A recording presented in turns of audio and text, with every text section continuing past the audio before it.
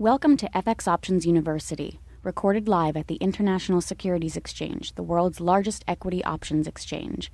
Join the industry's top trading professionals as they provide insight and strategies for trading in the currency markets using FX options.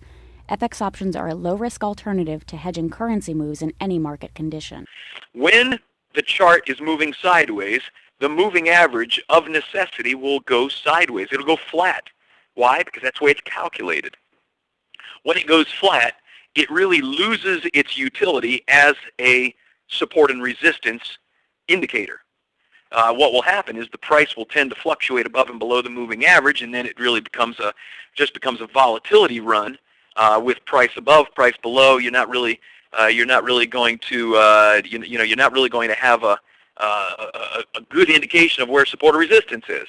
So number one is make sure that you've got a trend in place if you're going to use the moving average. Recognize that any moving average is going to lag price because it is calculated over a certain number of periods. And just the way it works is that the shorter the number of periods, the more closely it will follow the price. I mean, if you've got a 10-day moving average, although once again, I think that's really cutting it a little too tight. If you've got a 10-day moving average, it's going to follow the price very closely. If you have a 200-day moving average, it's going to average out or smooth out the price volatility. So it's not going to follow the price as closely. Now, here's the thing. There's not a right or a wrong when it comes to moving averages. It's a question of how sensitive do you want it to be. How fast a signal do you want to get out of your moving average? The lower the number that you use in the moving average, the more sensitive or the faster the indicator is going to be. But what that means is you're also going to have more false signals.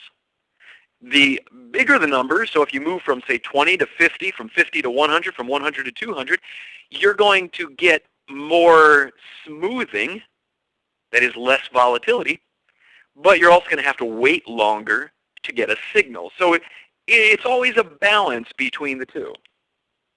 Now, moving averages, whatever moving average you use, can be calculated on any of the four key prices, the open, the high, low, or the close. Now, as a general rule, moving averages are going to be calculated on the close. Why? Well, Sean just alluded to this a few moments ago. That's because the close is really the key price of the day. We generally think of the professionals setting the closing price.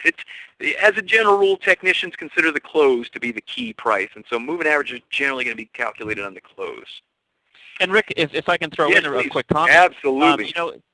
You can give you a breath, just catch your breath. You can also include multiple simple moving averages. So let's just say that you're looking at a chart and you like using a 20-period moving average. No problem. If you want to give yourself a little bit of an envelope here, then why not create 3 20-period moving averages calculated on the low and the third calculated on the close? So what you're going to look at with these 3 is that typically they will move together kind of like a railroad tracks if there were 3 railroad tracks.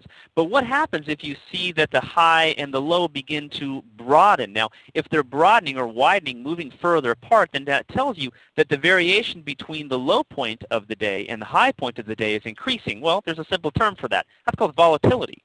And where there's volatility, if you're familiar with option pricing model, it means that the options are going to be more juicy. They're going to be priced up a little bit more. If you're a seller of options, that's a good thing. You're going to be able to sell them for more money. If you're a buyer, expect to pay more money. So what you might want to look for, very much like Bollinger Bands, I don't think we had time where we included Bollinger Bands in here, but increased volatility is often an opportunity to move in and capture some of that volatility if you think the volatility is going to stay the same or die off. If you think volatility is going to further increase, then instead of being a seller of options, you'd want to be a buyer of options because that means that the price is going to increase just based on volatility alone. And of course, directionality is something different. But by using 3 moving averages, you can give yourself kind of a visual of increasing or decreasing volatility just using moving averages. Excellent. Thank you, Sean, for that extra bit there. There are a lot of ways, regardless of what type of moving average you use, there are a lot of ways to use them. But as a general rule, if the price is above, a moving average in a trend will act as support. If the price is below, it will act as resistance. There are such things as moving average crossovers and some other ways to use moving averages. My point again here as we go through this is not to give you an exhaustive tutorial on moving averages, but rather to introduce you, if you're not using something like a moving average or one of the key indicators, to encourage you to use them as confirming indicators as you're looking at price. Now, I don't want you to get too caught up in the equation here. There are a lot of ways that you could do moving averages. The one that we like to use is a simple moving average. This is just the simple average. If you have a 20-day simple moving average, you take the closing price for 20 days, add them up, and divide by 20. Very simple. They can get as complex as linear weighted or exponential moving averages. I'm just going to leave that. Don't trust me, I'm not going to go through this in detail. Some of you are looking at this thinking, all right, this is beyond where I want to go. I'm not going to go into this in detail. I really included it in here because I want you to consider how far you can get in taking it just another step further. But there are ways to modify the moving average with weighting factors or what we call displaced moving averages to help account for cycles. Consider them, but don't think that they're all going to, fit every situation. What I say is whatever broker you're using will give you the ability to use different technical indicators, and there's, your cost with the broker is typically going to be in your execution cost. When you place a trade and your trade's filled, that's where your cost is. They're going to give you the platform, and I say play with it. Use it. See what it does. See what it doesn't do. See how it does it.